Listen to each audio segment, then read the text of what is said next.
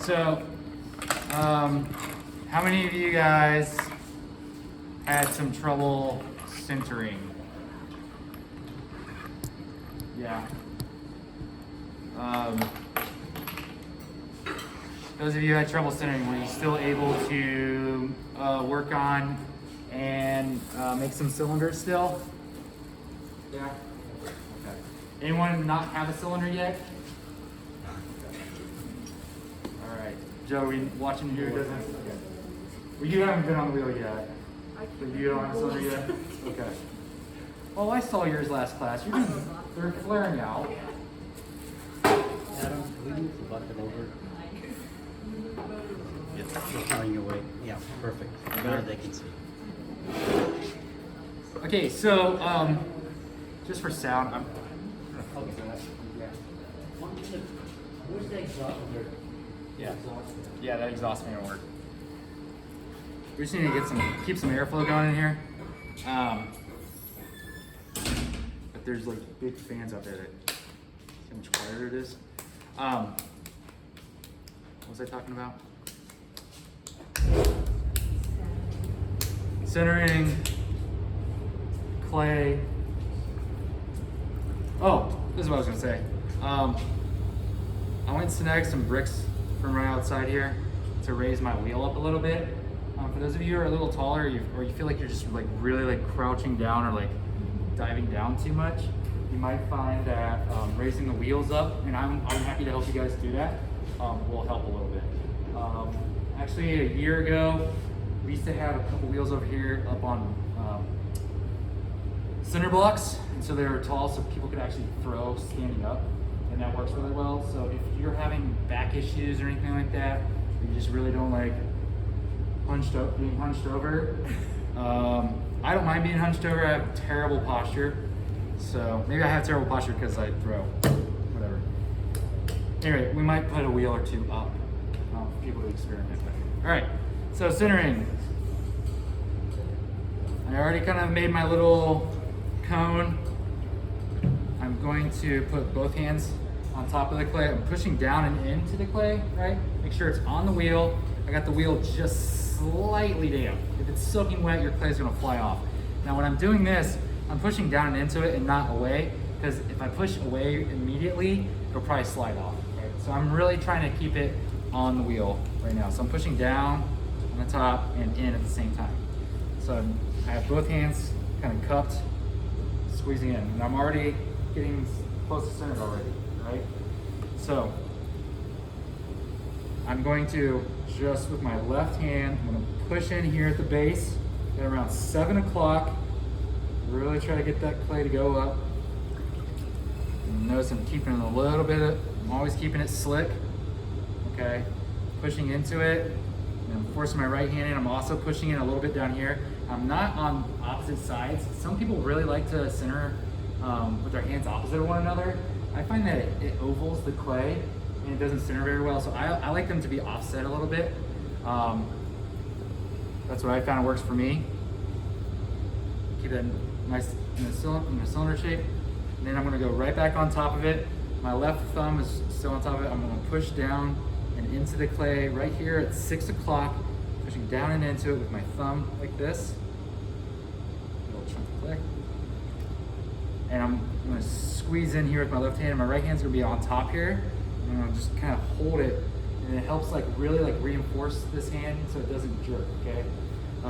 And again, pay attention to like how I'm doing this. I am hunched over. It's terrible posture, but it's the best way to kind of like get over top of the clay. See, I'm over top of it. Just like that, okay? I know, I make it look easy, but I've done this like thousands of times, okay? So it's gonna take you a few tries. So like your piece is gonna be like wobbly still probably after doing that a couple times. Just push into it and just do this over and over again, okay? Cone it up, cone it right back down. And the clay will take whatever shape your hands are making, right? So remind yourself that, like if it's a weird shape, it means your hands aren't in the right shape, okay? So we gotta position your hands differently. So it's all about where your hands are. The base sometimes or often will flare out when I'm centering like that. So I'll just squeeze in from the backside like that. I'm applying a little bit of pressure here on the top of the fat of my thumb, right? And squeezing in so it stays centered. All right, so now I'm gonna put the hole in it. Thumbs together, just pressing down like this. I'm not diving in, okay? It's not that much clay. I dive in once I make bigger stuff. We'll talk about that in like a month. But for right now, keep those thumbs together. My hands are just kind of riding the outside. Got my elbows in. Again, I think your elbow placement's really crucial. Really, you don't want them like floating out in space yet. They need to be like anchored in somewhere. And I go down to where I have about 1/2 inch, 3/8 inch thickness in my floor. Take your needle tool, stop the wheel, and measure your floor thickness, so that's about right, okay? You're gonna wanna do that probably on every cylinder that you're making until you get more comfortable and you don't need to. All right, so now I have created the well, okay, that's called the well. Now I wanna open it up. So right hand's like this, left hand over top of my middle 2 fingers, right? Index finger over top of the other index finger, and I just push out towards 3 o'clock, create a nice flat bottom, okay?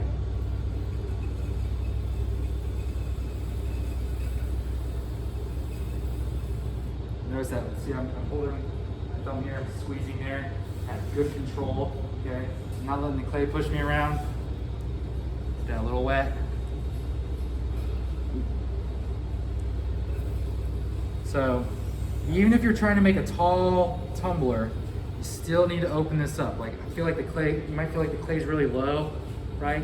But you really need to open it up to actually get the clay at the bottom, okay? To get the height. The biggest mistake I always see beginning students make is they forget to open up the clay. It's like the most universal mistake. If you don't create a nice opening here and open it up wider than you think you need, you can't get your hand in there and you can't get that clay up, okay? So that's really crucial. All right, so now I've got it open. Now I'm ready to go ahead and make my cylinder. So this is just like a repeat of what we did last week, right?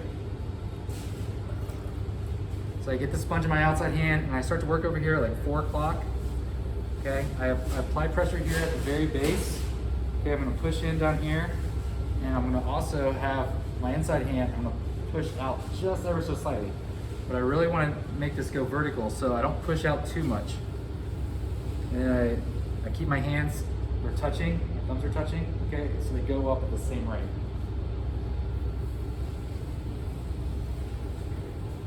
Nice and slow.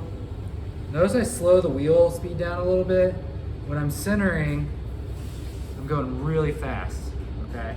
And you need to go fast when you're centering. If you're centering and your wheel's going like this speed, well, that's not speed. If it's like going this speed, you're never gonna center your putt, okay? So I know it can feel awkward and scary, but make sure that you have the wheel going fast when you're centering. All right, so I'm gonna speed it up just a little bit. I'm gonna pull another wall. So you can see the shape of the clay as I'm doing this. I wanna get that full revolution. If my wheel's going slow, then I go slower with my pulls, okay? So if I'm going fast, I can go up faster, but if I'm going slow, I need to go up slow too. So I wanna get that full revolution of clay as I'm going up. All right, so the clay is still kind of thick, so I'm gonna thin it out a little more. You see that ridge on the outside? That's my inside hand pushing out. Those are my middle 2 fingers pushing out. The inside hand is ever so slightly above my outside hand, okay? And that's because to actually get that clay to go up, you need that pressure on both sides. But if my inside hand is lower, it's going to flare out. And that might be what we need to work on then, okay? If you find that your piece is just really flaring out, you could either just be like having this motion where you're like leaning over and just going out this way, or your inside hand might be lower than your outside hand, okay? So different things to kind of like tweak. All right, so now that I have this cylinder, go a little thinner with it. You might need to make 10 pulls. This is my third or fourth, I think. See, it's starting to flare out on me. Kind of letting it. So we're getting to tumbler land, almost. I'm gonna get this a little wet. Okay, and I usually like to work just from like a straight cylinder, okay? So I wanna collar this in. So whenever I have an area that's kind of flared out like this, there's a couple different ways to approach it, right? I could just come in ever so slightly, make sure my hands are wet. Okay, and I can just kind of squeeze it in. Okay, and kind of do that. Well, what I really like to do is collar it. That's where I start at the bottom. And I'll squeeze with my thumbs and my middle two fingers. And my index fingers kind of act as like a funnel as I move up the piece. And I'll collapse these around the piece as I need to. So while it's more narrow here at the base, my hand's gonna be collapsed around, my thumbs are kind of collapsed around. I'll squeeze it in and ride all the way up. And you gotta do this nice and slow. Notice I slow the wheel down just a touch. Make sure that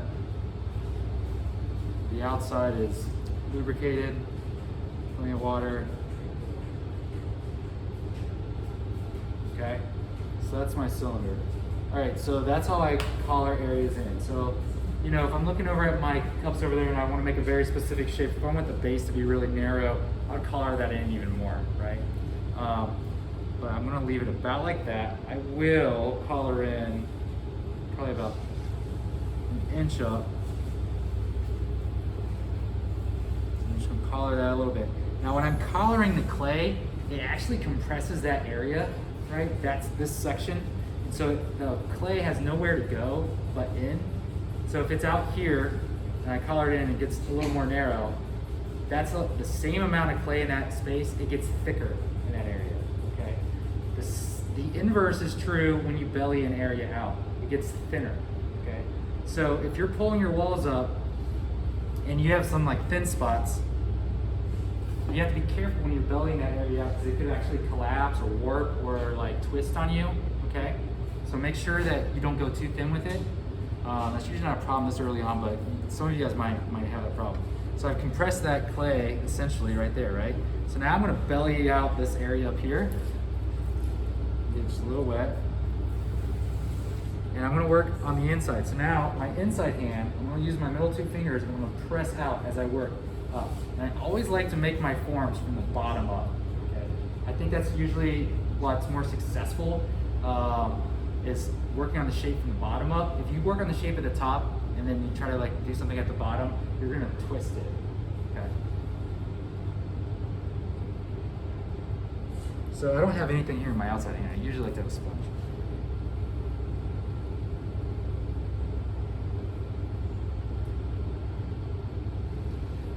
And also, so you guys have something like this, your toolkits. These are great. You can use these on the outside of your pieces. I find that the sharpness of these corners will sometimes like dig into the clay that I don't want. So I have some of these ribs. I bought these at probably Clay Planet. And these work really well. These are great, they're very soft. If you guys have seen these at Clay Planet, recommend you might want to buy one. But I'll use this metal one for now.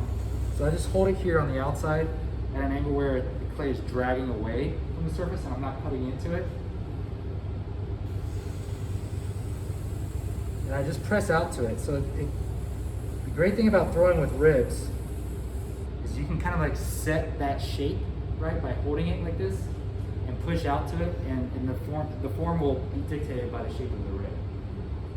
So it's got a really nice subtle curve to it. And I want to belly out this area a little more.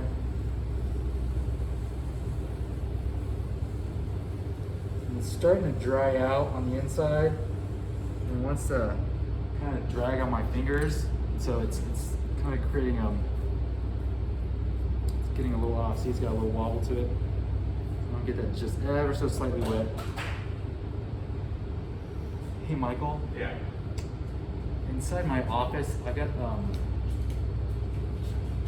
straight in on that little cabinet. I've got little makeup rounds, those little sponges. You can grab those real quick. All right, so working my way towards the top, finishing my form. Sounds right.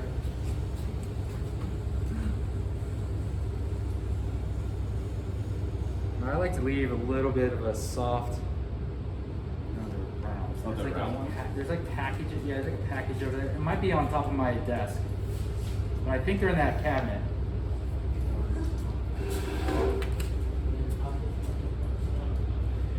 So your rim or your lip, perfect. Your rim or your lip might not be very flat. This looks pretty good right here. But I'm gonna go ahead and trim it to show you guys how to trim. You might have like more of like a roller coaster of a lip, and that's like totally normal. What you want to do though, generally, is get rid of that and make it nice and flat. Right. A nice flat, even playing field, so to speak. So I like to take my needle tool and hold it like this, okay, kind of like a pencil. Here in my right hand. Over here, like 3 or 4 o'clock, I'm gonna apply pressure where the clay is dragging away from that tip, and I'm not going straight into it, right? I'm holding it at this angle. And on the inside of the piece, I'm waiting for the tip of the needle to touch my finger. As soon as I feel that needle tip, I pull up immediately, okay? So I'm gonna just take off maybe, let me get this wet too. I'm not soaking yet at this point, just getting a little water up there at the top, just so it slides nicely between my fingers. So I'm just gonna apply a little bit of pressure. I have the needle over here on my thumb. Just take off a little bit. As soon as I feel it touch, pull up. Okay? So, nice and flat. That is not a great drinking rim. Like if we glaze this, you know, this turns into stone once we fire it, right? It's called stoneware for a reason. It turns into stone, and that's gonna be like too sharp on your lips. So it's real important that you soften it. So I got these, picked up a couple packages, so you guys, I'll give you each one of these. These are my favorite sponges. You might have some at home if you wear makeup. Get these at Target. You guys see these or have some? Whatever. Anyway, so they're great because they're really they're like a micro sponge. These are great for creating nice soft rims on your cups. So I like to I'll pinch it a little bit up here. So I just squeeze that. Okay. And I'll take this wet sponge. Okay, it doesn't need to be soaking wet. So I get it wet and I wring it out. And I'm going to apply pressure over top of it, and I kind of cup it over top like this. Okay.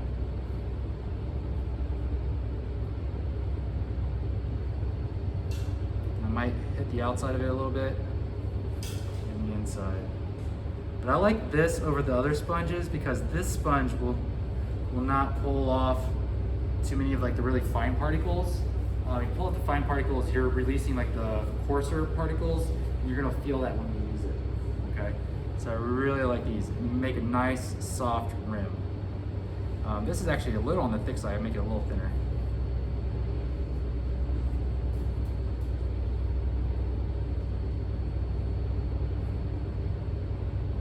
Okay, so once I kind of have my form finished, I need to trim the bottom of it just a little bit. I'm going to slide it off, and I'm going to show you guys next class on how to carve a foot rim, okay, and how to trim a foot rim. So what I like to use is what's called my elbow tool, okay? I take the sharp end of this, and I just apply a little bit of pressure, and I slowly go into it with the wheel spinning. And I just take a little bit of that clay off, go all the way down the wheel, and I hold it there for a second. And I'll get rid of that clay.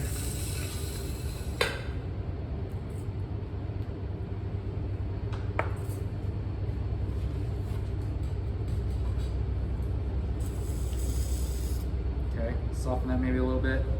And then I'm not worried too much about the bottom of it because I'm gonna trim it upside down on Wednesday for you guys to see.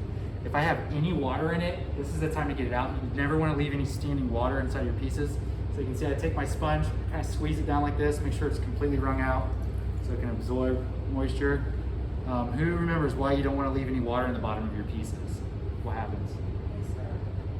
has cracks, or cracks in general, yeah.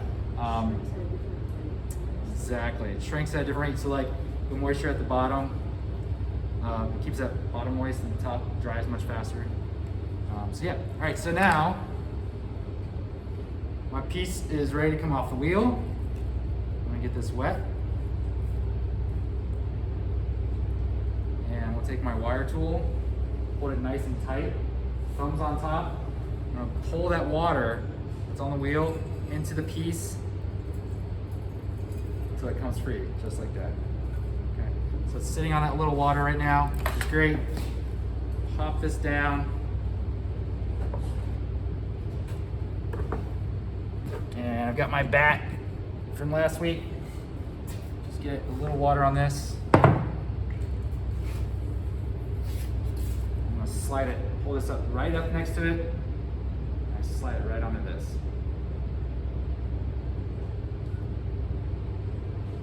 There we go.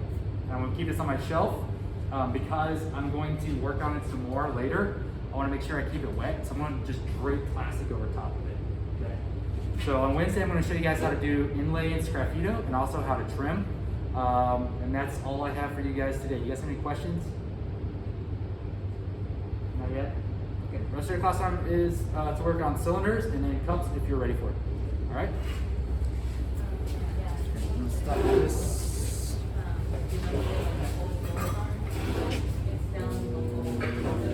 It's stuck. It's not stuck. That's wet.